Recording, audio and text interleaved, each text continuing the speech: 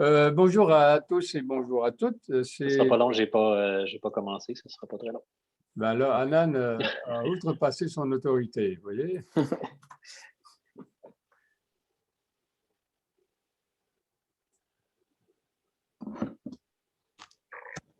sera pas long.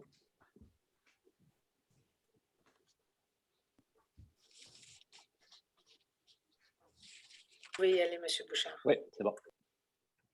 Bonjour à tout le monde et bienvenue à cette séance qui est en fait la dernière de notre programme.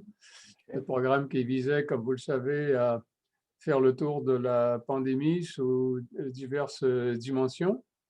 Et nous en sommes aujourd'hui à réfléchir sur l'après-pandémie et en particulier sur ce qui pourrait advenir dans le rapport entre les États-nations et la mondialisation et dans quelle mesure ce rapport a été affecté par l'expérience de la pandémie. Alors, pour nous en parler, nous avons Madame Michèle Rioux. Bonjour Madame Rioux, qui est politologue, professeure à l'UQAM, dont le centre d'intérêt est vaste, pourrait-on dire, qui est l'économie et la mondialisation. Et ça inclut donc les changements technologiques, notamment le numérique, dont vous êtes une spécialiste peut-être, en tout cas pour lequel vous avez beaucoup d'intérêt. Vous avez à votre actif la direction d'un centre de recherche et aussi d'un laboratoire d'analyse, je suis bien compris, qui vous amène à travailler sur la coordination. Vous avez la coordination de ce laboratoire de recherche. Vous avez été consultante, vous l'êtes peut-être encore toujours. Vous avez eu plusieurs subventions, plusieurs contrats de recherche. Vous êtes auteur et co-auteur d'un grand nombre de publications. Et vous n'en êtes pas aujourd'hui à votre première conférence, si j'ai bien vu dans votre curriculum vitae. Et dans une autre vie, je peux en parler, vous allez me pardonner, puisque c'était dans vos documents publics. Dans une autre vie, vous avez été très active dans la danse contemporaine, au moins dans la chorégraphie. Ballerine, vous n'oserez peut-être pas nous le dire, mais enfin, c'est très intéressant quand même. Voilà, donc Madame Richard est une chercheure expérimentée. C'est exactement ce que nous recherchions pour cet après-midi. Notre deuxième conférencier est Stéphane Paquin, qui est un politologue lui aussi, professeur à l'ENAP, dont le champ d'intérêt est également la mondialisation, avec un accent sur la politique, les relations internationales, les comparaisons internationales aussi. Je pense qu'il s'est fait connaître beaucoup il y a quelques années pour ces comparaisons entre la Suède et le Québec, qui avaient attiré notre attention sur les autres nations un peu semblables au Québec. Donc ça avait suscité beaucoup d'intérêt. Alors, vous vous intéressez évidemment au rapport entre les États et la mondialisation, la politique mondiale, les politiques publiques comparées.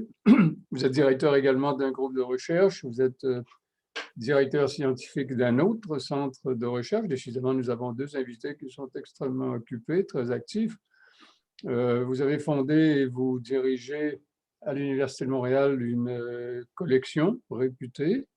Vous êtes titulaire d'une chaire de recherche du Canada. Vous avez été très actif aussi dans le domaine des publications, des communications. Bref, nous avons affaire à deux invités qui, si on regarde seulement le curriculum vitae, on pourrait qu'ils sont très, très âgés, mais qui ne le sont pas. Donc, ce sont des universitaires qui sont extrêmement actifs. Alors, nous vous souhaitons la bienvenue.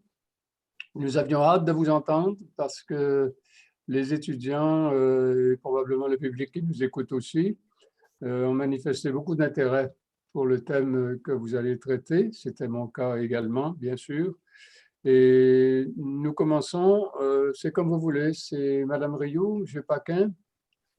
Je pense que c'est plus logique si c'est moi, mais Michel, si tu as des contraintes, je peux passer le deuxième. C'est comme tu souhaites. C'est M. Paquin. Oui. Moi, ça me va que tu commences. Je trouve que c'est plus logique. Et puis, ma contrainte vient de se disparaître. Ah bon, donc, voilà, je suis avec vous à 100%.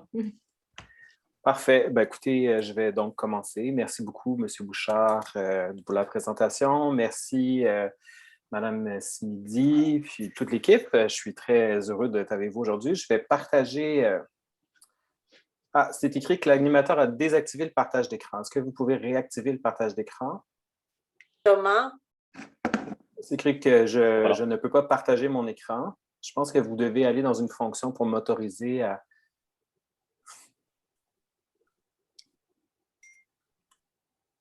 C'est Thomas qui est notre faiblesse, hein.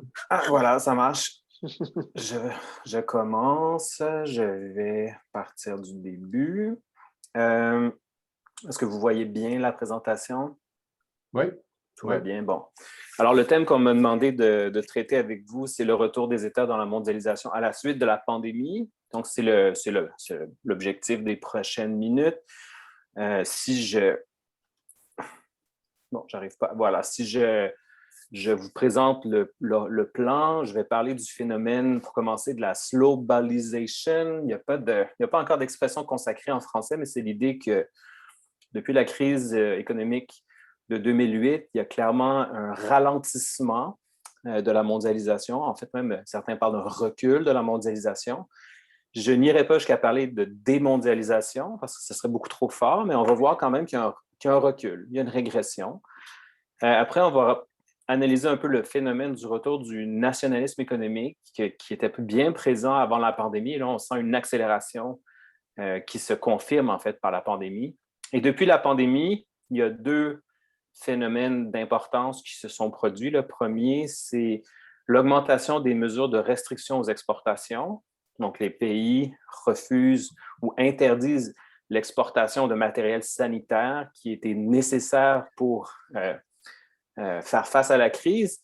Et là, maintenant, certains pays bloquent l'exportation de vaccins, par exemple. Là, sous Donald Trump, on avait aux États-Unis interdit l'exportation d'un seul vaccin tant que tous les Américains n'étaient pas vaccinés. C'est la même chose en Inde. En Europe, il y a une dynamique similaire. Donc, il y a des mesures de restriction aux exportations qui sont importantes. Et aussi, les gouvernements ont réalisé pendant la crise la question de la fragilité des chaînes d'approvisionnement mondiales ou la trop grande dépendance des pays face à de la production qui est notamment très concentrée dans quelques pays, notamment la Chine. Donc, on va regarder un peu cette question-là. Puis finalement, je vais finir sur la même question au Québec. Quelle est la tendance chez nous? Est-ce que le Québec suit le mouvement ou est-ce qu'au contraire, il s'en détache? Puis on va conclure sur cet aspect. Donc, j'ai pris quelques graphiques. Là, je ne vous m'en voudrez pas, je les ai pris directement sur Internet. Certains sont seulement en anglais. Je suis vraiment désolé.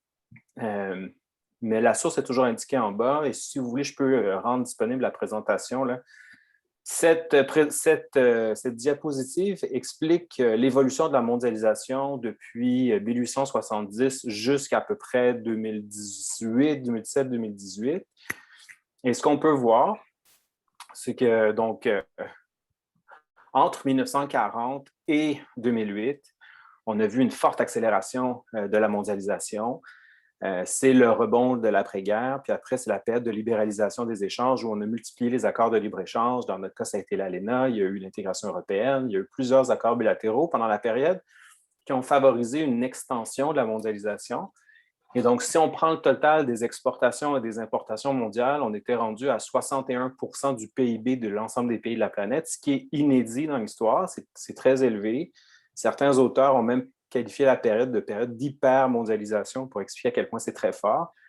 Et ce qu'on voit depuis 2008 jusqu'à 2017, c'est un retrait qui est à peu près de 10%, donc quelque chose d'assez significatif quand même. Puis la crise de la pandémie vient accélérer le phénomène. Donc, c'est un retrait de la mondialisation qu'un auteur néerlandais a appelé la slowbalization. C'est la tendance, la mondialisation d'être de moins en moins importante. Alors, quelles sont les causes de cette slowbalization? Bien évidemment, ça commence avec la crise financière de 2008, la crise de la dette qui a ralenti la croissance économique et qui a eu pour effet de diminuer la demande pour des importations internationales, mais il y a plus que ça. Il y a des pays qui ont changé leur façon d'intervenir dans l'économie et ça a des effets profonds sur le système international. Alors, je vous prends un des plus grands responsables de la situation, c'est la Chine. On étudie peu la Chine quand on est du point de vue québécois. Pourtant, la Chine devrait nous intéresser énormément. La Chine a développé une politique qui s'appelle China 2025, là, en anglais. C'est une politique qui est surtout exprimée en anglais, donc le Chine 2025. Et la stratégie de la Chine est d'être beaucoup moins dépendante dans sa production de chaînes de valeur de produits importés. Donc, quand la Chine produit des iPhones, produit des ordinateurs, elle ne fait que les assembler en Chine. Et elle importe une grande partie des pièces qu'elle utilise pour assembler les produits d'autres pays, la Corée du Sud, le Japon, la France, l'Allemagne ou les États-Unis. L'objectif de la Chine, c'est d'être de moins en moins dépendant d'importations étrangères dans ses chaînes de production ou d'assemblage international. La Chine a ciblé 10 secteurs clés où elle veut augmenter à 70 % les composantes chinoises dans les pièces ou dans les produits qu'elle vise ensuite à réexporter en Europe, aux États-Unis, un peu partout dans le monde. Donc, les 10 secteurs sont les nouvelles technologies, le milieu numérique, l'aérospatial, les bateaux, les trains, l'énergie, la réduction d'énergie, les productions médicales. Bref, ça touche énormément de secteurs. Et cette politique est extrêmement agressive et avance rapidement. Et ça a un impact sur le commerce international. Par exemple, les exportations de la Chine sont passées de 31 % de son PIB en 2008 à 17 % en 2019, ce qui est une baisse de 45 %. Donc, la Chine, non seulement va être moins dépendante des approvisionnements extérieurs, mais elle cherche à développer son marché intérieur et à être moins présente dans les exportations internationales. Alors, cette politique de la Chine a évidemment créé des réactions un peu partout dans le monde. En Europe, notamment, où on a développé des politiques similaires pour être moins dépendant des importations extra-Union européenne. Et donc, ça a fait moins de bruit que la guerre commerciale de Donald Trump, mais l'impact est similaire. Donc, ça crée une démondialisation ou une slowbalization, comme on dit en anglais. Et la réaction aux États-Unis a été aussi de même nature, mais évidemment, puisque c'était Donald Trump le porteur du drapeau, la réaction a été très bruyante et on est dans une situation de conflit commercial. Certains parlent de trade war, donc d'une guerre commerciale entre les États-Unis et la Chine, où il y a une augmentation des tarifs douaniers et des mesures protectionnistes pour éviter ou pour nuire à l'autre partenaire commercial. Donc, la guerre commerciale commence en 2018, et même si l'administration américaine a changé, on est rendu à la présidence de Joe Biden, l'essentiel des mesures protectionnistes mises en place par l'administration précédente contre la Chine sont toujours en place. Donc, on continue la politique d'endiguement de la Chine qui fait c'est un consensus bipartisan aux États-Unis de vouloir stopper la montée ou la progression de la Chine dans le commerce international. Donc, ça, c'est la première tendance de fond qui est majeure. La deuxième tendance de fond, c'est la question du coronavirus. Donc là, c'est une carte qui vient de Bloomberg, une agence économique qui fait des nouvelles économiques, qui est tirée des travaux de l'OCDE. Et on voit ici le pourcentage des importations pour des produits intermédiaires qui proviennent de la Chine. Les produits intermédiaires, c'est par exemple, si vous produisez au Québec, par exemple, on fait des avions, Bombardier fait des avions, les produits intermédiaires, c'est les pièces et les services qui sont importés pour être assemblés dans l'avion de Bombardier. Ces pièces-là viennent de partout dans le monde, beaucoup viennent d'Asie. Et évidemment, la Chine, en raison de sa taille de marché, de sa capacité de production industrielle, on disait que la Chine, c'était l'atelier du monde, ça fait en sorte que partout dans le monde, les chaînes de montage nécessitent des pièces provenant de la Chine. Dans certains cas, comme les États-Unis, on est à près de 35 % des composantes qui viennent dans un assemblage final qui vient de la Chine. Au Canada, c'est beaucoup moins, on est autour du 15 %. En Europe, c'est encore moins, autour du 10 %, mais globalement, c'est une tendance importante. Et on voit que le désir des gouvernements d'être moins dépendants de la Chine en raison du coronavirus va avoir des répercussions majeures. Je continue. La question de la résurgence du nationalisme économique. Alors, on pensait que le nationalisme économique était en déclin, peut-être même mort, mais ce n'est pas le cas. Quand vous regardez depuis 2008, il y a une augmentation des mesures de protection, des mesures protectionnistes qui visent à favoriser l'économie nationale par rapport à des importations qui viendraient, par exemple, d'un pays comme la Chine. Depuis 2009, le nombre de mesures protectionnistes dans le tableau de droite, vous le voyez, est très élevé aux États-Unis, en Inde, en Russie, en Argentine, en Grande-Bretagne, en Allemagne, bref, dans de très nombreux pays. Et c'est une tendance à la hausse.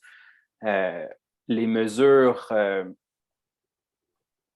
de nationalisme économique, et là, ça peut paraître très paradoxal, sont très présentes, mais en même temps, il y a des mesures de libéralisation dans d'autres secteurs. Donc, les gouvernements sont un peu schizophréniques. D'un côté, il y a un retour du nationalisme économique et des mesures protectionnistes, et de l'autre, on pèse sur l'accélérateur de la mondialisation en négociant des accords de commerce qui visent à libéraliser les échanges. Un des exemples, ce serait la création du partenariat transpacifique qui inclut le Canada, le Mexique, mais aussi des pays de l'Asie-Pacifique. Je poursuis. Autre tendance importante, c'est ce qu'on appelle les fonds d'investissement souverain étatiques. Donc, pour vous donner un exemple, un fonds souverain étatique, ça pourrait être la Caisse de dépôt et placement ou la Société Investissement Québec. Dans le monde, il y a énormément de fonds souverains. Les plus gros fonds souverains sont souvent liés à des pays pétroliers comme l'Arabie saoudite, mais c'est le cas aussi de pays comme la Chine qui utilisent énormément d'actifs gouvernementaux pour acheter des entreprises ou des infrastructures stratégiques dans d'autres pays. Le gouvernement chinois, par exemple, a acheté beaucoup de ports, comme un port en Grèce, un port en Italie. Il a essayé d'acheter l'aéroport de Miami. Il essaie aussi de mettre la main sur des terres en Afrique pour son agriculture. Il cherche à devenir propriétaire de plusieurs compagnies pétrolières de telle façon à avoir une meilleure livraison de pétrole pour ses activités économiques. Bref, le gouvernement chinois est extrêmement actif. Et la tendance dans le monde, depuis la crise de 2008, là, les chiffres ici sont de 2010 à 2018, est une augmentation des investissements des pays dans ce type d'organisation. Donc, la Caisse de dépôt, le Fonds souverain de Norvège, il y en a un peu partout dans le monde. Donc, l'impact de ça, c'est qu'il y a de plus en plus d'argent public dans le système international pour des fusions et des acquisitions d'entreprises. Alors, je continue. La conséquence de ces fonds additionnels est une augmentation de ce qu'on appelle les subventions industrielles. La tendance est assez nette en Europe, c'est le tableau de droite. La ligne en bleu, c'est la moyenne des investissements publics qui sont très forts dans certains pays comme la France, mais aussi au Royaume-Uni, un peu moins en Allemagne, mais quand même.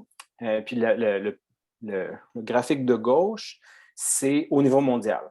Au niveau mondial, il y a une augmentation des mesures qu'on dit protectionnistes depuis 2009 sur les subventions aux exportations, sur les mesures reliées pour favoriser l'exportation. Il y a aussi les barrières tarifaires, les barrières de contingent et les restrictions liées aux achats publics. Bref, on est dans une tendance où tous ces indicateurs sont à la hausse, parfois des hausses de 40 %, ce qui est quand même assez impressionnant. Autre catégorie qui est en hausse, c'est les investissements en capital de risque en pourcentage de la taille des économies. Le capital de risque, c'est le capital qui est nécessaire pour financer des entreprises très risquées, par exemple dans les nouvelles technologies de l'information. Les investissements sont souvent colossaux avant que les profits puissent se faire, et donc les gouvernements sont généralement très actifs pour favoriser l'augmentation du capital de risque.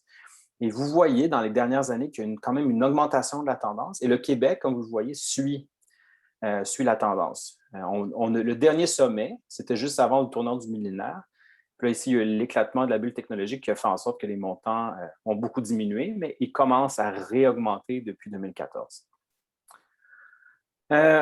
Maintenant, quel a été l'impact de la pandémie sur les gouvernements et la question du rapatriement des chaînes de valeur dans les pays? Alors, ça a été tout un choc. Si vous avez un seul livre à lire dans les prochaines semaines, je vous suggérerais celui d'Alec Castonguay, qui est un journaliste qui a suivi la gestion de la crise par les hauts fonctionnaires du gouvernement du Québec pendant les 6 premiers mois de la pandémie.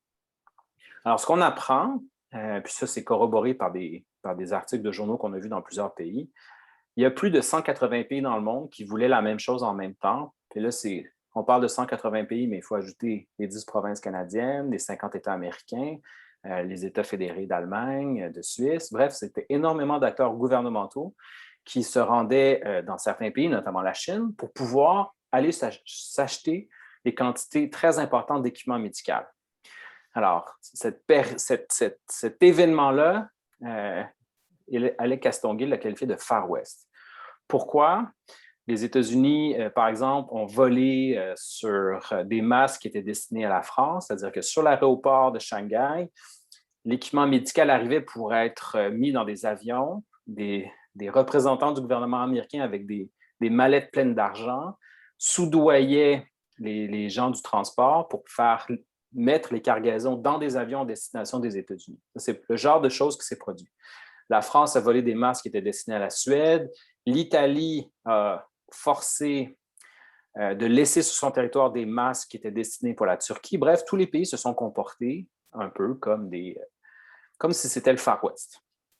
Puis, ce qu'on sait, par exemple, c'est qu'à chaque matin, le gouvernement du Québec demandait une liste du matériel médical disponible dans la province et dans de très nombreux cas, il savait qu'il n'en restait que pour quelques jours. Et on est dans une situation où le Québec n'avait pas de capacité de production autonome. Donc, il était complètement dépendant des importations de produits importés pour un certain nombre de productions médicales, dont les fameux masques N95, qui sont les masques plus solides de la compagnie 3M. Puis aujourd'hui, le Canada est complètement dépendant de l'importation de vaccins pour vacciner la population. Vous comprenez que même si les Américains produisent des vaccins, nos vaccins ne proviennent pas des États-Unis, mais d'Europe. Et pas plus tard qu'avant hier, l'Union européenne a mis des restrictions aux exportations de vaccins parce que les compagnies ne respectaient pas les contrats avec l'Union européenne. Mais en plus, c'est que certains vaccins étaient cachés pour être envoyés en Grande-Bretagne et en Israël, alors que les compagnies comme AstraZeneca ne respectaient pas leurs obligations avec l'Union européenne. Donc, ça pourrait avoir un impact sur la capacité du Canada de se faire vacciner. Il a probablement été imprudent de la part du premier ministre de dire que tout le monde qui le veut sera vacciné avant le 24 juin parce qu'il se pourrait qu'on soit en pénurie de vaccins dans les prochains jours. Et ce que je vous dis, ça a un impact dans le monde. Depuis le début de la crise, on a eu 137 mesures de restriction aux exportations de matériel médical, selon l'entreprise Global Trade Alert, qui est une ONG qui est située en Suisse et qui fait l'analyse mondiale des restrictions aux exportations. Puis, ils sont arrivés dans la conclusion qu'en matière médicale, certains pays comme l'Inde, par exemple, refusent toute exportation. Même si ce sont des multinationales américaines ou britanniques qui produisent en Inde, le gouvernement indien refuse toute exportation. Donc, la situation était grave. Le gouvernement du Québec a, par exemple, dû engager des gardes de sécurité pour protéger ses exportations, ses expéditions de matériel médical en provenance de la Chine. Le gouvernement du Québec a dû noliser des avions, les envoyer sur place avec des gens armés qui allaient chercher le matériel médical à partir de l'usine jusque dans l'avion pour le rapatrier au Québec. On a même un cas où un avion a été détourné à Toronto et le matériel médical a été volé et expédié aux États-Unis. Donc, c'est quand même assez hallucinant. Les économistes parlent de défaillance des marchés, et là, je pense que ça s'applique complètement. Le marché mondial du commerce de médicaments médicaux ne fonctionnait pas correctement. Pour le Québec, une partie du matériel médical n'a jamais été livrée, ou sinon, il n'était pas conforme aux normes canadiennes. On apprenait ce matin que les masques envoyés dans les garderies n'étaient pas conformes. Ça s'explique parce que les masques expédiés par les entreprises chinoises ne sont pas de bonne qualité. Et la semaine dernière, la vérificatrice générale du Canada a blâmé le gouvernement canadien pour la gestion de la crise en laissant penser que le gouvernement canadien aurait dû faire une réserve stratégique de matériel médical pour prévenir une crise. Alors, je vais lire son rapport avec attention, mais les chiffres que donne Castonguay dans son livre sont assez impressionnants. On nous dit, dans une journée normale, le système de santé québécois a besoin de 57 000 masques pour faire ses opérations journalières. Au sommet de la crise en avril 2020, le système de santé consommait entre 1,5 million et 1 million de masques par jour. Alors, il faut une gigantesque réserve stratégique pour des masques qui ont souvent des dates de péremption. Ça veut dire qu'on ne peut pas les garder pour toujours. Donc, ça devient un système d'acquisition complexe pour le gouvernement, pour le réseau de la santé. de gérer des réserves stratégiques. Ce qui fait que, dans le fond, là où je veux vous amener, c'est que le gouvernement du Québec, mais c'est le cas aussi du gouvernement des provinces canadiennes, c'est le cas aussi des États-Unis, de la France, de l'Allemagne, de la Grande-Bretagne. Tout le monde est en train de se dire, nous devons augmenter nos capacités de production locales, notamment de matériel médical pour les crises. Il manquait de respirateurs au Québec, il manquait de masques, il manquait de blouses chirurgicales. On était trop dépendant de nos exportations et les chaînes de valeur sont fragiles. Donc, la tendance à la démondialisation depuis 2008 n'est qu'accentuée par la crise qu'on vient de vivre. Mais quand on regarde, selon le Pearson Institute of Economics, notre dépendance envers le matériel médical venant de la Chine est très forte. On voit là, 60% des protective garments, donc des vestes de protection médicale, proviennent de la Chine. Les respirateurs et les masques chirurgicaux, à peu près dans la même proportion, viennent de la Chine. Les lunettes, ça vient de la Chine à 51%. Les couvre-chaussures et les gants viennent moins de la Chine, ils viennent un peu partout dans le monde, mais parfois ils viennent d'un autre pays comme la Malaisie. Bref, il y a eu une tendance, même dans les médicaments, à délocaliser la production à partir des années 90-2000. Et aujourd'hui, beaucoup de pays cherchent à rapatrier la production de matériel médical, mais pas seulement dans leur pays. Alors, maintenant, je vais passer à la dernière partie de la présentation sur le cas du Québec. Alors, le Québec, avant la crise, avait déjà épousé un discours de nationalisme économique. Pour ceux qui connaissent François Legault, il revient à un discours qui ressemble beaucoup à celui de Bernard Landry des années 80-90. Donc, c'est un discours qui est à la fois favorable au libre-échange, mais aussi une intervention de l'État musclée pour s'assurer que les centres de décision économique, donc que les grandes entreprises québécoises ne soient pas rachetées par des étrangers. On veut les maintenir au Québec.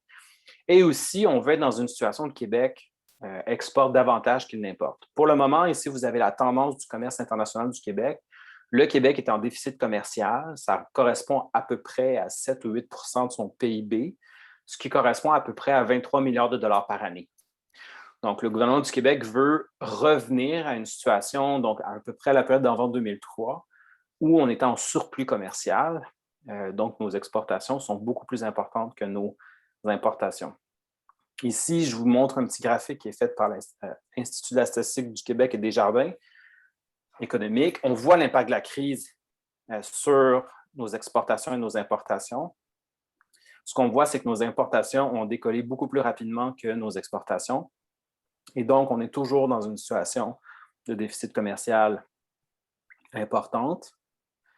Comme vous le savez, au Canada, notre principal pays partenaire pour nos exportations sont les États-Unis. 76% des exportations canadiennes vont vers les États-Unis. Dans le cas du Québec, c'est un peu moins, 71%, mais globalement, on est très dépendant d'un seul pays. Là, je vais vous... Stéphane, oui, vous voulez me pardonner, pouvez-vous revenir sur l'image précédente, s'il vous plaît, où on voyait l'évolution de l'exportation et des importations? Oui. Attendez, j'essaie de revenir. C'était les deux courbes, là. Oui. Celle-ci ou l'autre d'avant? Alors, ah oui, OK, excusez-moi. C'est bon, c'est très bon. OK. Parfait. Donc, je reviens maintenant ici. Ici, vous voyez, donc, comme je vous disais, on est très dépendant des États-Unis. Quelle est la tendance? En 2001, les exportations internationales du Québec allaient à 85% vers les États-Unis.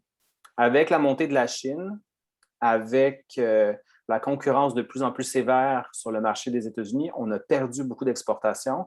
Et ensuite, la crise de 2008 a eu pour effet qu'on est tombé à un creux historique vers 2010-2011 qui était en bas du 70%, vers 68%. Depuis, on a globalement remonté un peu, mais jamais au même niveau que dans les années 90. Ce qui fait qu'il y a encore une place pour les exportations internationales du Québec vers les États-Unis. Mais la raison pour laquelle je vous dis ça, c'est que historiquement, il y a énormément de chercheurs, il y a énormément de programmes gouvernementaux qui cherchent à faire en sorte de diversifier les exportations internationales du Québec. Mais puisque l'essentiel des exportations internationales du Québec voyage par camion, par bateau ou par train, la distance est vraiment un enjeu et c'est pour ça qu'on ne peut pas réalistement penser qu'on peut se départir de nos exportations vers les États-Unis. Je vais vous donner d'autres exemples. Je vais aller un petit peu plus vite pour vous montrer ce graphique ici. Ici, c'est les importations et les exportations du Québec par destination en 2017. Le graphique 1 sont les exportations internationales du Québec. Vous voyez que 71 % de nos exportations vont vers les États-Unis, 11,8 % vers l'Union européenne, 8,6 % vers l'Asie. Et le reste du monde, c'est l'Amérique latine, l'Europe de l'Ouest, la Russie, c'est 8,8 %. Quand vous regardez du côté des importations, les importations provenant des États-Unis ne sont que de 35 %. Dans les autres régions, globalement, la proportion est beaucoup plus élevée. Alors, le Québec est en surplus commercial très important avec les États-Unis, presque 20 milliards de surplus commercial, donc il exporte pour 20 milliards de plus que ce qu'il importe, ce qui est très bon pour le Québec. Mais avec le reste du monde, il est en déficit commercial avec tous les continents. Donc, on est en gros déficit avec l'Asie, notamment à cause de la Chine. On est en gros déficit avec l'Union européenne, notamment en raison de nos importations provenant de la France. Et on est en gros déficit avec le reste du monde. Lorsqu'on regarde la carte des États-Unis, où est-ce que vont nos exportations? Dans la pratique, comme je vous disais, comme ça voyage surtout par camion, par train, par bateau, on est surtout ici dans le nord, dans la Nouvelle-Angleterre, jusque dans la région de l'Illinois. On se rend jusqu'à la Géorgie, un peu la Floride, mais globalement, nos exportations sont de ce côté-ci. Plus le chiffre est élevé sur l'État américain, plus nos exportations sont fortes. Alors, vous voyez, en Californie, on est pratiquement absent, dans l'État de Washington. On a encore énormément de marge, de marché à conquérir, si on veut, dans l'Ouest américain, même dans le Midwest, même dans le Sud, alors que la côte Est, on a beaucoup plus d'exportations. Je vais vous montrer la carte. C'est vraiment utile de comprendre où vont les exportations du Québec.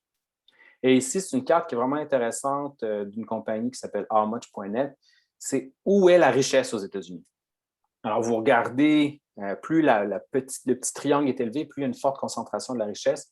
Alors, le Québec a des représentations dans tous les endroits où les pointes sont très élevées. On a 9 représentations, donc mini-ambassades québécoises aux États-Unis qui cherchent à faire la promotion de nos exportations. Et on voit que la région ici de la Californie, où on a très peu d'exportations, est très porteur. Il y a le Texas aussi, on n'est pas très présent, mais on est très présent dans le nord-est ici.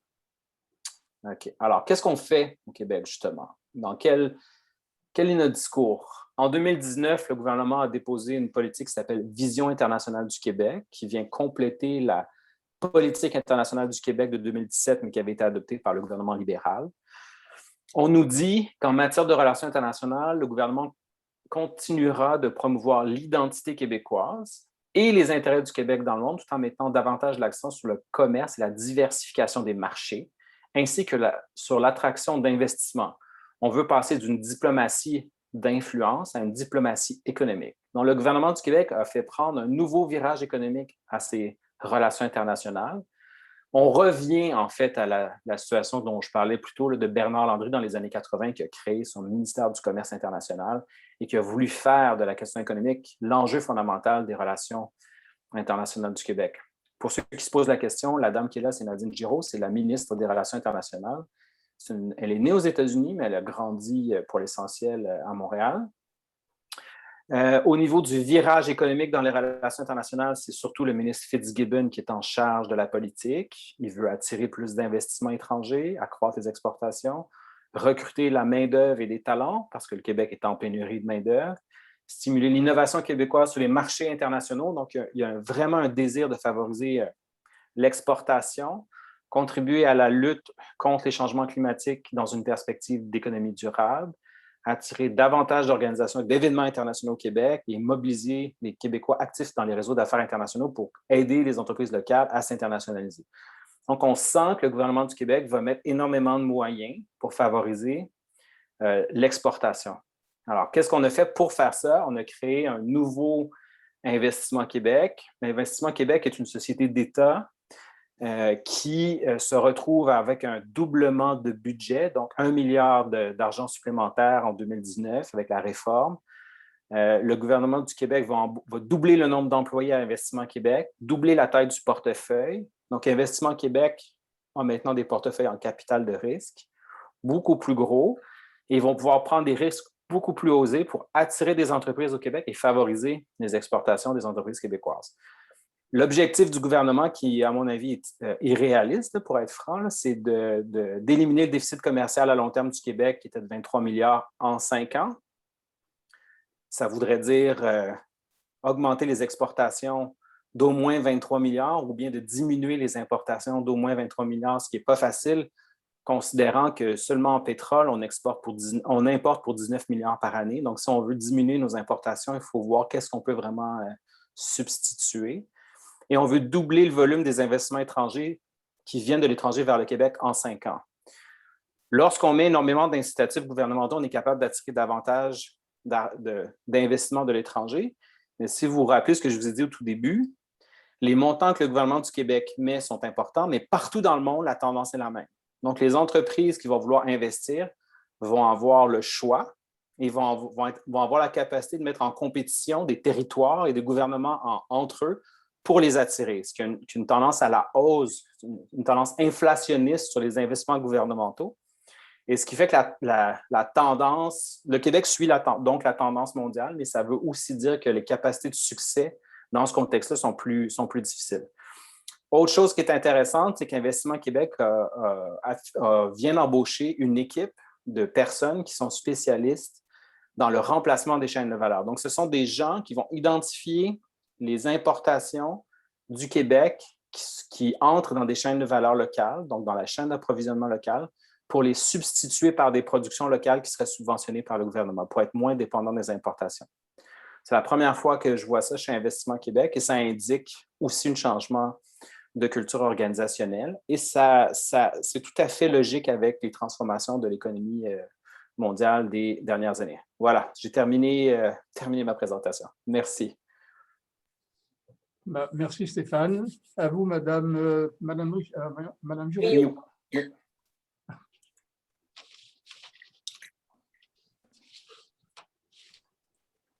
Oui, alors je suis là.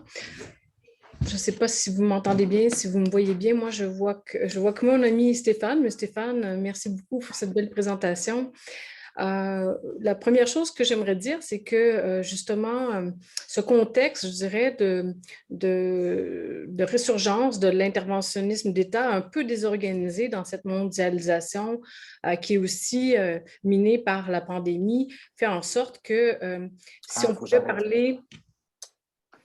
parler d'une crise du multilatéralisme ces dernières années, je pense que maintenant, on est vraiment dans une crise du multilatéralisme et de la coopération internationale. Mm-hmm.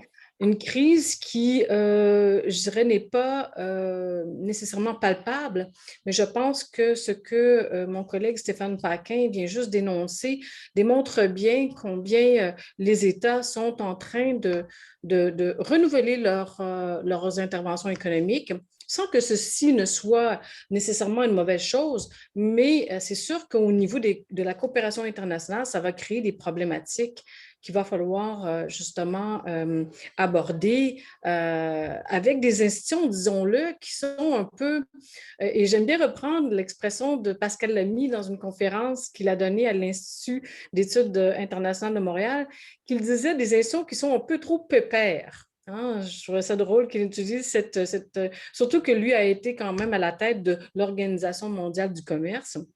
Donc, effectivement, ces organisations-là, ou disons le principe du multilatéralisme, de l'action collective multilatérale, présentement, je pense que c'est une victime, une des plus grandes victimes collatérales de cette pandémie.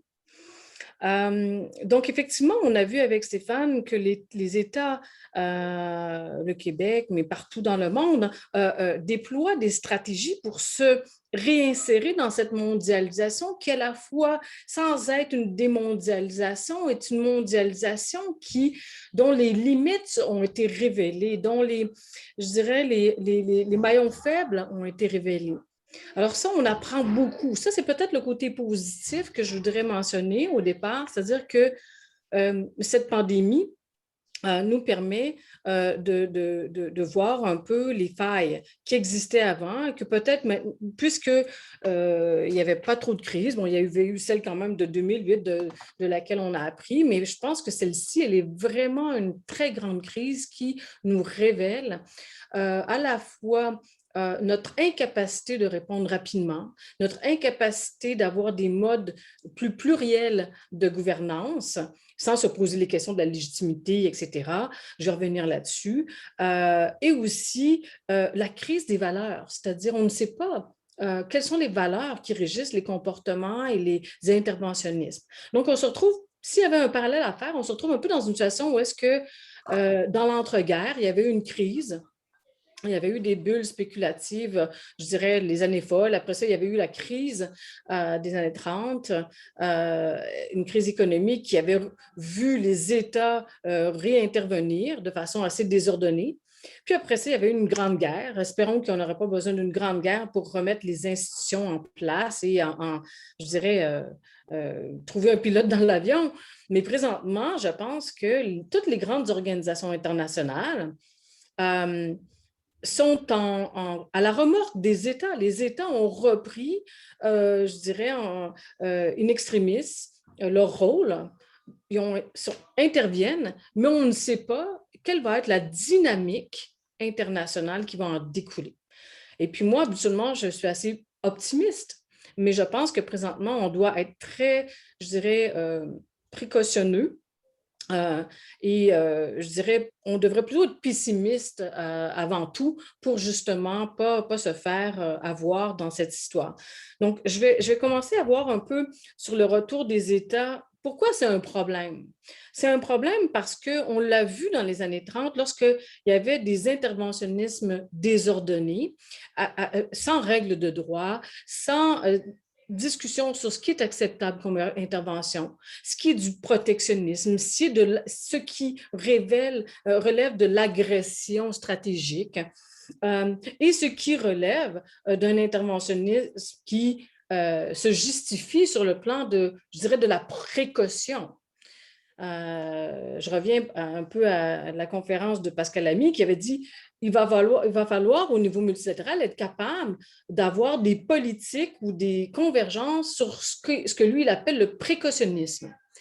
Quels sont les interventionnismes qui sont justifiés et justifiables sur le plan des relations économiques internationales?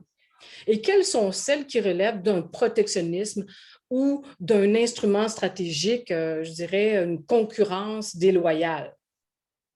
On n'a jamais réglé cette question-là, même dans l'ancien, je dirais, multilatéralisme. Toute cette question dans les relations commerciales, la nation la plus favorisée, le traitement national, c'était des règles qui nous ont permis d'avancer après la guerre mondiale.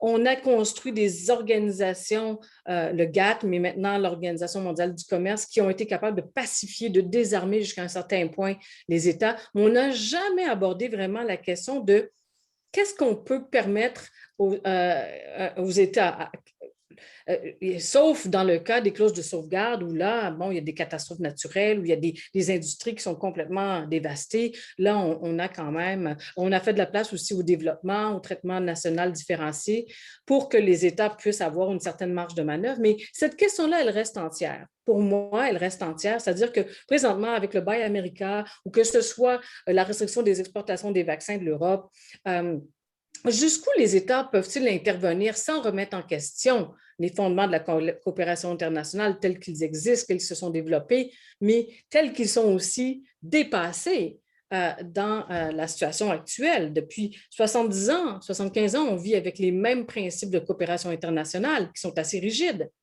Pensez-y, l'Organisation mondiale du commerce fonctionne encore sur la règle du consensus de réciprocité diffuse, tandis que la plupart là, Stéphane, tu en as parlé, les accords bilatéraux, présentement, c'est plus nécessairement comme ça qu'on fonctionne. C'est donnant-donnant, et puis il y a des règles beaucoup plus, je dirais, des engagements beaucoup plus forts.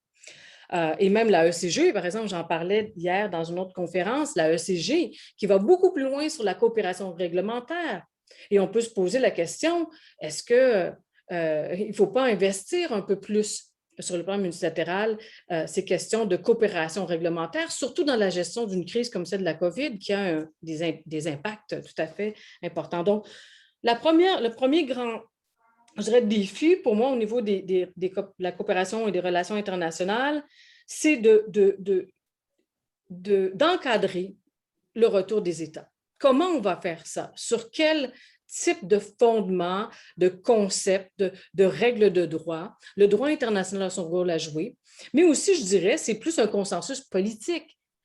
Hein, on le voit, il va falloir dire, qu'est-ce qu'une économie de marché? Jusqu'où est-ce qu'on peut aller? Par exemple, pour négocier avec la Chine, on est allé très, très loin dans le début des années 2000, mais maintenant, avec, disons-le, une guerre géoéconomique à l'aube, est-ce qu'on est quand même encore capable de dire que le système de coopération économique internationale peut encore être fondé sur des valeurs universelles? Je ne suis pas sûre. On ne sait pas de quoi on parle. Je pense que l'avenir va nous le montrer, mais ça, c'est un grand, grand, grand défi. Donc, est-ce que ce nationalisme économique en résurgence va donner naissance à une coopération internationale renforcée sur la base de ce qu'on pourrait dire peut être un précautionnisme, c'est-à-dire toutes les règles qui sont nécessaires, les institutions, les interventions qui sont nécessaires pour protéger nos sociétés contre toutes sortes de menaces, pas juste la menace de la COVID. Oui. Puis d'autre part, gérer les conflits, c'est-à-dire les protectionnismes déguisés ou les interventionnismes qui ne sont pas nécessairement justifiés pour l'intérêt commun ou la protection des sociétés, mais plutôt un instrument stratégique pour gagner des parts de marché. Hein, donc ça, il va falloir faire le ménage là-dedans, ça ne va pas être facile.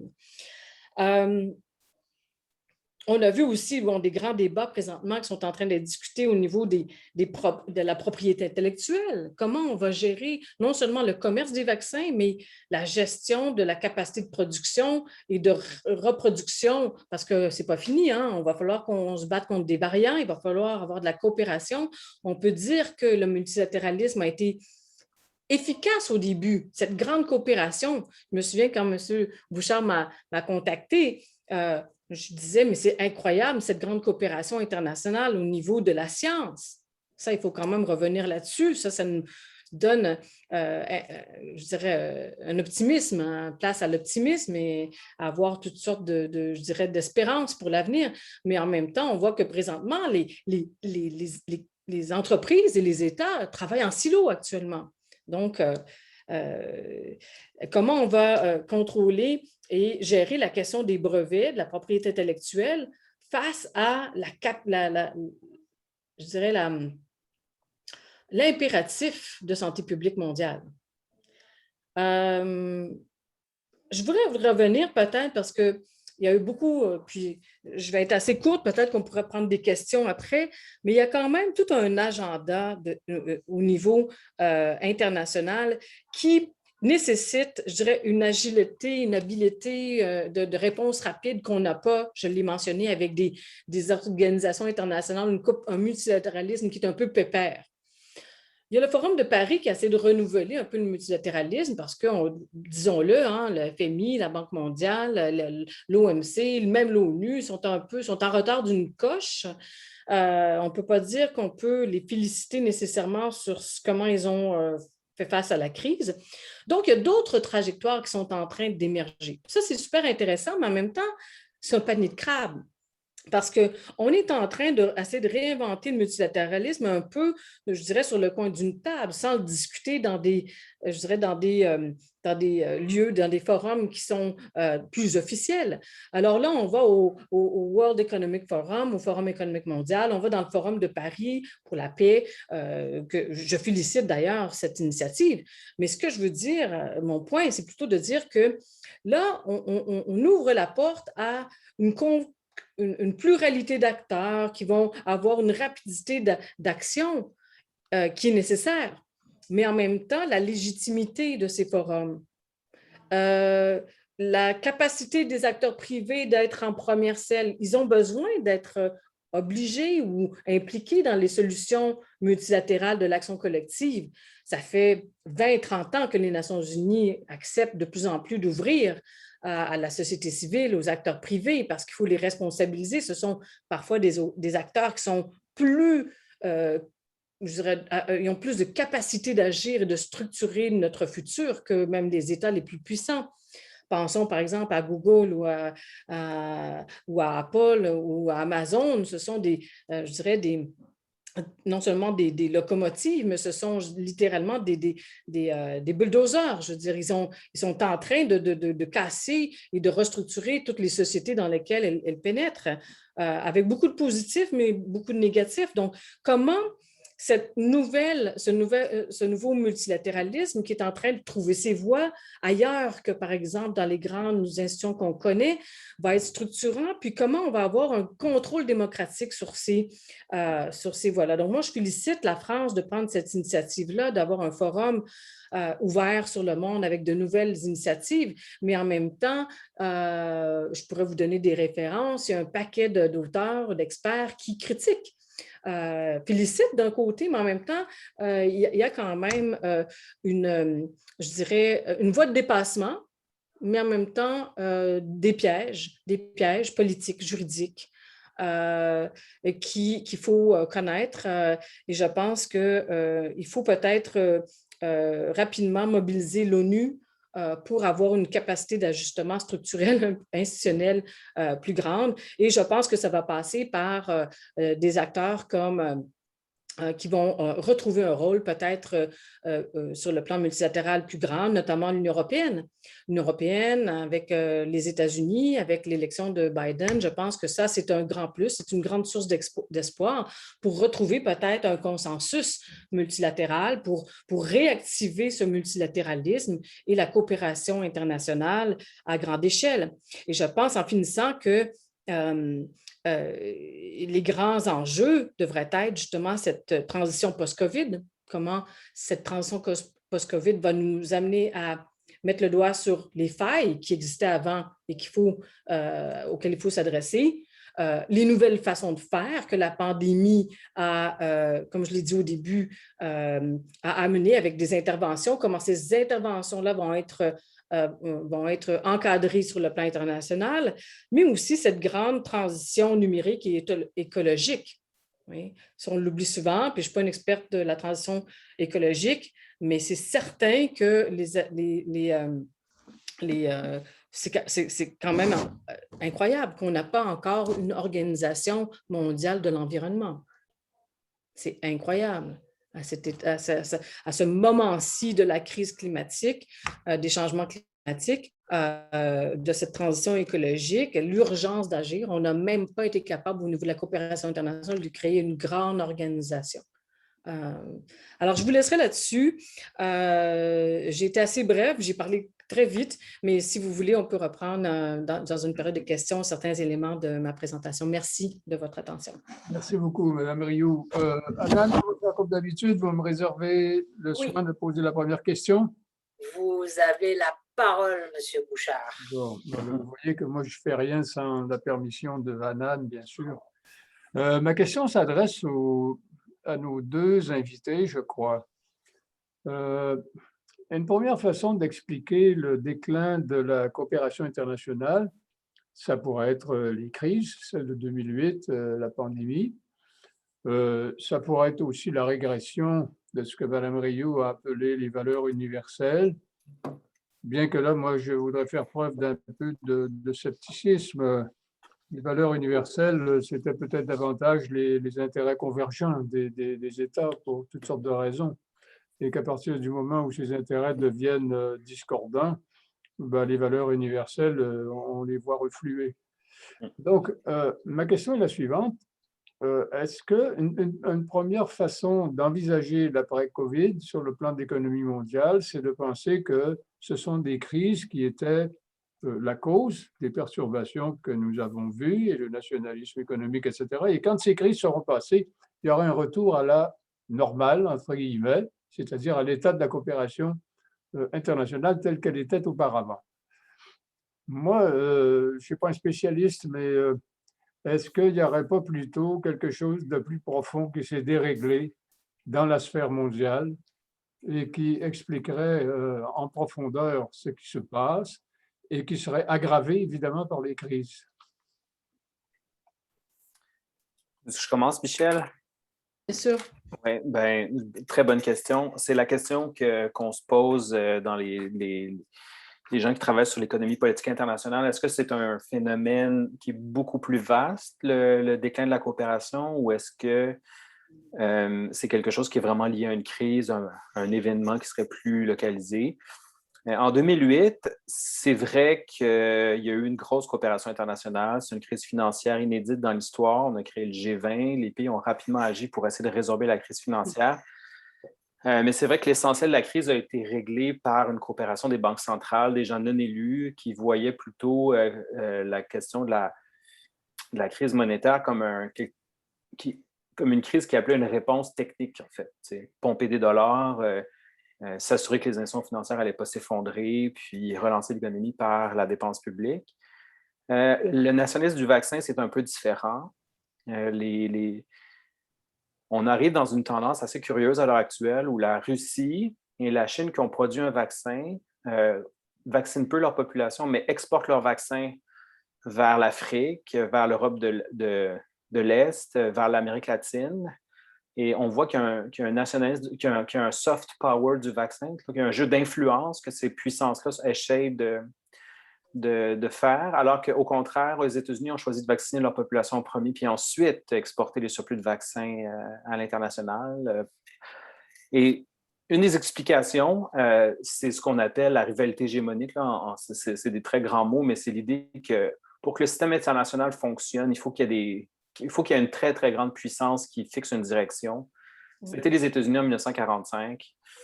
À partir des années 90, le leadership américain n'avait plus de rival avec l'effondrement de l'URSS. Et depuis une dizaine d'années, il y a la rivalité de la Chine.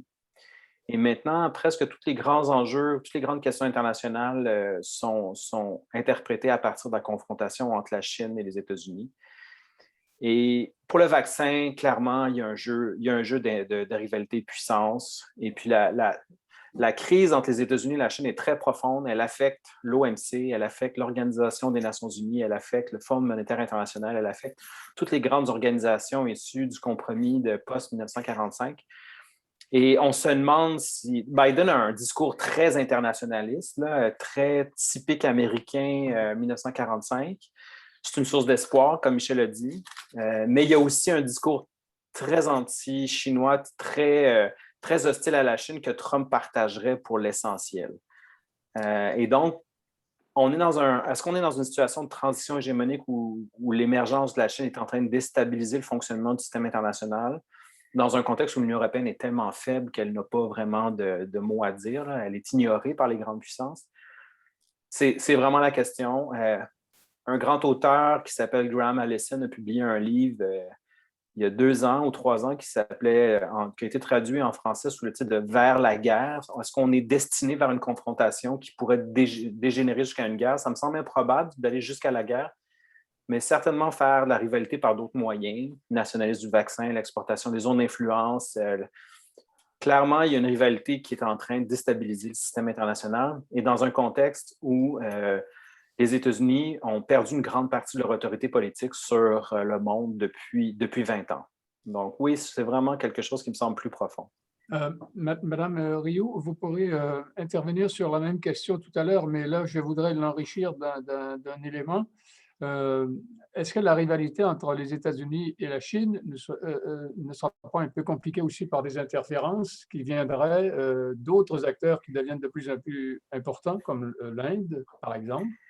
Oui. L'Union européenne, vous dites que c'est un acteur qui est un petit peu marginal économiquement, mais l'Inde, c'est peut-être un peu différent, ou d'autres puissances de l'Asie également qui sont en pleine croissance, Taïwan, la Corée du Sud, etc. Moi, je dirais que l'Union européenne est une force économique parce que c'est le plus gros marché du monde, mais c'est un nain politique. Les gens respectent peu la présidente de l'Union européenne pour régler des enjeux fondamentaux. Il n'y a pas d'autorité politique suffisamment forte. Quand quand le président américain a été élu, il a appelé Emmanuel Macron et Angela Merkel, pas la présidente de l'Union européenne. Vous voyez, l'Union européenne a un problème de légitimité à un niveau international, mais c'est vrai, il y a d'autres, comme même la Russie qui est économiquement plus petit que la Grande-Bretagne, est quand même un acteur majeur, ne serait-ce que par sa capacité à déstabiliser le système international, pour créer des frustrations, pour faire des cyberattaques. Il y a énormément on ne peut pas ignorer la Russie. Et d'autres pays émergents sont importants. L'Inde, évidemment, c'est un pays qui est en forte croissance, une population qui dépasse le milliard. Justement, après le Brexit, le gouvernement britannique a déposé sa nouvelle politique internationale, puis il propose un virage vers l'Asie et surtout vers l'Inde. Pour eux, c'est développer une relation très forte avec l'Inde qui serait le moyen d'assurer sa viabilité économique, sa prospérité économique. Le Canada a voulu faire cette stratégie-là en 2008 en lançant une négociation de libre-échange avec l'Inde. Évidemment, ça s'est gâté avec le voyage connu du premier ministre Trudeau. Tout ça pour dire qu'on n'est plus dans un monde unipolaire où les Américains avaient une telle autorité politique sur le système que les gens acceptaient de jouer selon les règles du jeu négociées par les Américains. Aujourd'hui, on est dans un système où plusieurs sources d'autorité différentes, pas toujours légitimes, la Chine n'est pas une source d'autorité légitime, la Russie non plus, rivalisent d'intérêts. Et les terrains de jeu actuels de la Chine, c'est beaucoup l'Afrique, mais on voit que le Canada était très clairement ciblé par la Chine. Les pays d'Europe aussi commencent, notamment pour l'imposition des technologies liées à la 5G. Et ça devient une rivalité mondiale qui n'existait pas il y a 20 ans. L'Allemagne, évidemment. L'Allemagne aussi, évidemment. De la Russie, ouais. J'ai une question pour vous du public de M. Michel Huneau. Alors, il dit « Les entreprises qui exportent seront affectées négativement par une augmentation des barrières commerciales. Pouvez-vous commenter sur la façon dont s'établit l'équilibre entre sécurité nationale et la quête de profit des entreprises? » Je te laisse y aller, Michel, ou si tu veux, je peux commencer puis je te laisse compléter. Vas-y, oui. Bien, la question de la sécurité nationale est vraiment super intéressante. Puis je vais vous donner l'exemple. Quand Donald Trump a mis ses barrières protectionnistes il a mis ses tarifs sur l'acier et l'aluminium, c'était au nom de la sécurité nationale. Pourquoi? Parce que l'armée américaine a réalisé que pour ces questions militaires et stratégiques, elle était dépendante d'importations, notamment de Chine, en matière d'acier, d'aluminium, mais aussi de piles, puis de différentes autres technologies, dont la 5G. Donc, la question de la sécurité des États, c'est plus aujourd'hui avoir une armée qui peut envoyer des troupes au sol comme pendant la Deuxième Guerre mondiale. Maintenant, c'est l'autonomie stratégique, notamment dans les nouvelles technologies. Parce que la 5G, vous le savez, là, vous êtes tous bien mieux formés que moi dans le domaine. C'est des voitures qui se conduisent toutes seules, mais qu'on peut contrôler à distance. Puis si on contrôle le réseau, on peut les contrôler de la Chine. C'est l'accès à toutes sortes de données sécurisées sur Internet. C'est énormément de pouvoir. Donc, la question de la sécurité devient très intrusive sur les questions de commerce international. Alors, comment est-ce que ça va affecter le commerce? Bien, moi, je pense qu'une tendance qui pourrait arriver, c'est qu'au Québec et au Canada, on choisisse de raccourcir les chaînes de valeur, donc d'être moins dépendant des importations qui viennent de l'Asie notamment, et de créer des chaînes de valeur nord-américaines, c'est-à-dire Canada, États-Unis, puis peut-être Canada, États-Unis et Mexique. Donc, de rapatrier le plus proche de nous. Est-ce que c'est complètement négatif? Non. Pour l'environnement, par exemple, ça diminue la production de gaz à effet de serre, ça favorise l'achat local. Ça peut être important. Le danger pour nous, c'est si les Américains décident de nous exclure du marché. Comme vous avez vu, on est très dépendant du marché américain pour nos exportations. S'il y a un gros sursaut protectionniste au-dessus de la frontière, on dit tout le temps que quand les Américains ont le rhume, c'est le Canada qui fait de la fièvre. Bien, c'est ça. C'est exactement ça. On est tellement dépendant des États-Unis pour notre prospérité collective qu'il faut vraiment négocier avec le pouvoir américain la transition qui se produit. Il ne faut pas les laisser sans surveillance. C'est vraiment très important pour nos entrepreneurs. OK. Madame Rioux, peut-être voudrait ajouter quelque chose? Ton son est coupé. Je trouve ça très intéressant. Il y a tellement d'angles qu'on peut aborder. J'aimerais ça peut-être revenir sur ce que vous avez posé comme question au départ à M. Bouchard. Vous avez parlé des valeurs universelles. Si on se replace en 1945, mais les valeurs universelles, c'est les droits de l'homme. S'il y a quelque chose pour lequel les Nations unies ont été vraiment fabuleuses, c'est d'imposer les droits de l'homme, et c'est peut-être quelque chose qui fragilise nos démocraties libérales. C'est peut-être quelque chose qui permet justement à des pays qui n'ont pas nécessairement le même engagement face à ces valeurs démocratiques et les valeurs qui sont aux racines, je dirais, de ce consensus transatlantique qu'il y avait autour de la question des droits de l'homme. Je pense que ça allait au-delà des intérêts des nations stratégiques. Oui, effectivement, ça favorisait les États-Unis, puis les États-Unis ont agi comme un hégémon, mais je pense que ces valeurs universelles, elles sont encore là. Moi, j'ose espérer qu'on peut encore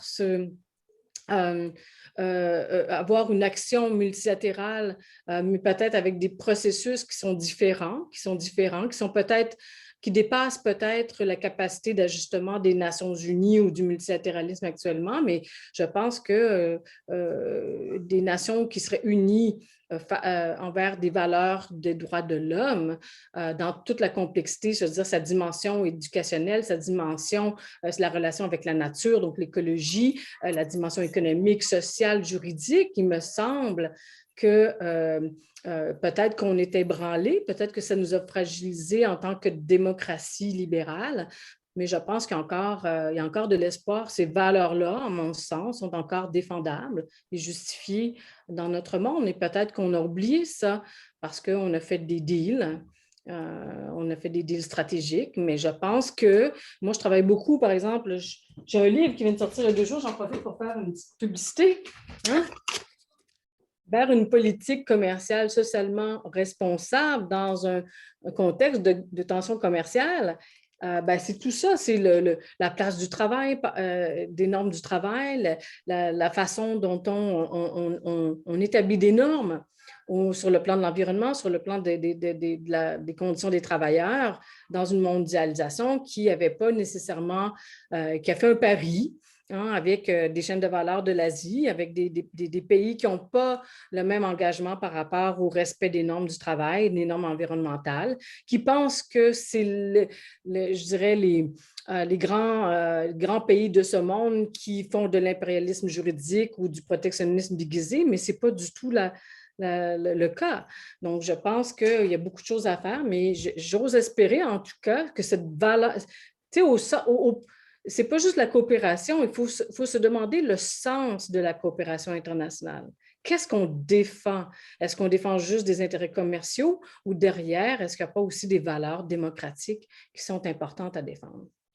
Madame Rioux, quand vous parlez de valeurs internationales, je voudrais préciser et vous assurer que je suis un allié. Bon. Cependant, j'ai toujours peur de me tromper dans ma croyance et je me méfie un peu. Par exemple, ce que vous dites sur l'influence des droits de la personne, moi, je crois que, enfin, je peux me tromper, mais je serais porté à penser que c'est une valeur qui a eu beaucoup d'influence à l'intérieur des États sur la façon de gouverner leurs citoyens. Je ne parle pas des États non démocratiques, bien sûr, c'est autre chose. Mais je pense que au sein de chacun des États démocratiques, ça a eu beaucoup d'influence. Est-ce que ça a eu la même influence dans les rapports entre les États à l'échelle internationale? Là, moi, je poserais la question parce que si on pense aux États-Unis, par exemple, quand ils intervenaient dans le monde pour répandre la démocratie et les droits de la personne, on sait bien que c'était une couverture. Bon, en tout cas, je pense qu'il y a un réalisme des États là, qui peut tempérer l'ardeur pour les droits de la personne dans les rapports internationaux et non pas dans leur gouverne citoyenne.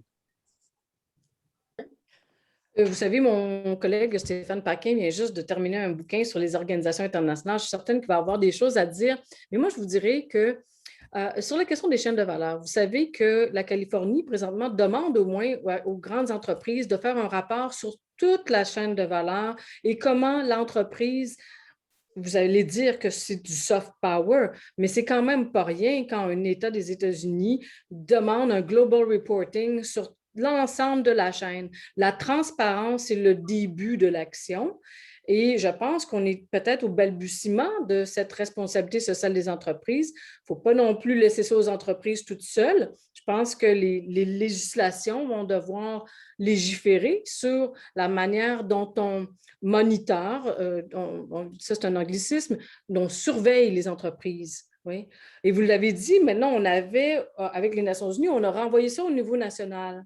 Maintenant, c'est comment on peut extraterritorialiser cette surveillance et l'intégrer dans des nouveaux processus de coopération internationale. Je pense que ça va être, je dirais, un défi pour les prochaines générations. Vous donnez l'exemple de la Californie, vous pourriez donner aussi l'exemple du Fonds souverain de la Norvège qui se donne des critères éthiques pour investir ces milliards. Oui. Tout à fait. Je vais prendre une dernière question du public et puis après, on va, si vous permettez, on se retrouvera à 15 heures dans la classe avec les étudiants, M. Paquin, Mme Rioux. Mais une dernière question, Mme Edith Bédard qui dit « Ne pensez-vous pas que c'est ici, dans nos démocraties, que ces valeurs universelles pourraient être en baisse pour sauver les marchés? » Je vois Mme Rioux qui sourit. Dans les démocraties, je suis pas certain que ça va.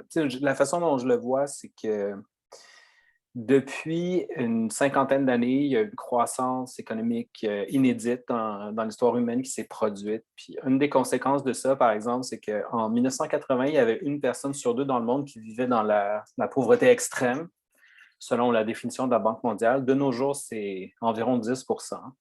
Donc, c'est un progrès considérable.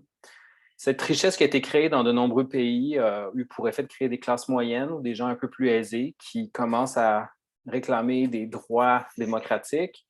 Et on a vu une tendance à la démocratisation des années 80 avec ce qu'on appelait la troisième vague. Donc, à peu près la moitié de la planète vit dans des régimes qui sont plutôt démocratiques et ça a fait avancer énormément les droits de la personne, les droits de l'homme, comme disent les Français. Le danger qu'on voit depuis 4 ou 5 ans, c'est qu'il commence à avoir un déclin des droits de la personne dans de nombreux pays. Puis certains pays qui étaient classés comme des régimes démocratiques sont maintenant considérés comme des régimes illibéraux. Là, je ne sais pas si l'expression a beaucoup de sens, mais de plus en plus autoritaires. Ça s'est produit en Hongrie, donc il y a un retour en arrière. Ça s'est produit en Pologne. Ça se produit dans plusieurs pays d'Amérique latine, comme le Brésil, qui a clairement vécu une régression importante.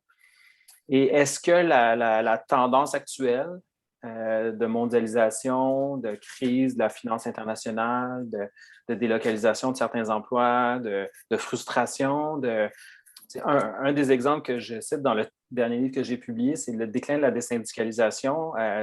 Depuis à peu près 30 ans, le taux de syndicalisation dans les pays développés a été diminué de moitié. Et c'est la principale cause de l'augmentation des inégalités, c'est la désyndicalisation. Et la désyndicalisation s'explique parce que des travailleurs qui travaillaient, par exemple, dans le secteur d'automobile dans le sud de l'Ontario, on voit leurs emplois disparaître parce que les voitures sont faites ailleurs ou on a robotisé les entreprises. Ces gens-là qui étaient très syndicaux, qui étaient très à gauche, qui votaient pour des partis plutôt à gauche, se voient désenchantés et votent maintenant pour des partis populistes à la Donald Trump. Et ça explique beaucoup le Brexit aux États-Unis. Ça explique aussi beaucoup de problèmes qui ont lieu en Suède ou en France. Cette tendance-là est inquiétante. Additionnée au mouvement autoritaire qu'on voit un peu partout dans le monde, ça commence à faire une tendance inquiétante. J'espère qu'on va être capable de tourner la page, de relancer la croissance économique, puis qu'on va se remettre à penser à refinancer ou repenser nos États-providence, notamment pour la plus jeune génération qui est beaucoup plus sceptique que les précédentes. Les jeunes, à l'heure actuelle, lorsqu'on leur pose la question par sondage, pensez-vous que votre vie va être meilleure que celle de vos parents? Ils sont très majoritaires à dire que non. C'est la première génération pour laquelle c'est aussi fort. Avant, les jeunes pensaient qu'ils réussiraient mieux que leurs parents. Maintenant, on est en train d'inverser cette tendance, au moins dans les perceptions. Donc, il y a vraiment des enjeux, ça pose vraiment des enjeux importants. C'est passionnant et ça laisse à réfléchir. Fait que je vais inviter mes étudiants à se loguer dans la classe virtuelle à 15 heures. Je remercie nos conférenciers. Je vous invite aussi à venir échanger avec nos étudiants. Monsieur Bouchard, je vous laisse les remerciements, le mot de la fin. Ce sont les remerciements d'occasion parce que nous nous retrouvons tout à l'heure, c'est parce que le public nous laisse présentement. Bien, je voudrais dire devant le public à quel point nous sommes contents de cette séance qui a été vraiment magnifique, qui nous aide à mieux comprendre un certain nombre de réalités, à mieux poser des questions, à voir un peu quelles sont les difficultés qui empêchent de trouver des réponses immédiates. Bon, mais moi, j'ai trouvé ça formidable.